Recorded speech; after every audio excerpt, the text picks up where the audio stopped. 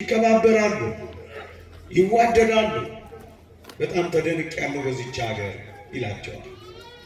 በአፍሪካ እንደዚህ አይነት ሀገር አላየሁም ይላል። መጨረሻ ላይ እንዲህ ይላል። ቃል በቃል ያነበብኩትን የሰማሁትን ነው የምነግራችሁ። I don't think that we can conquer this country። ይቺን ሀገር በቀኝ ግዛት እንገዛታለን ብዬ አላምንም፣ አላስብም። Unless we break down the very backbone of this country። የዚችን ሀገር የጀርባ አጥንት ካልሰበርን በቀር ይላል።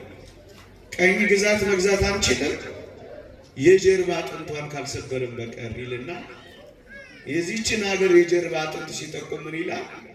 which is her spiritual education centers ይላል።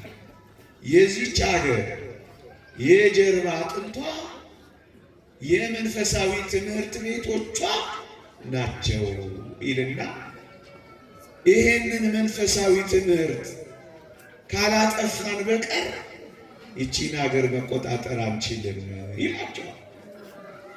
ስለዚህ ከዛ በኋላ ምን ሆነ ካላችሁ እግዚአብሔርን የሚፈራ ትምህርት ከትምህርት ቤቶች ተባረረ።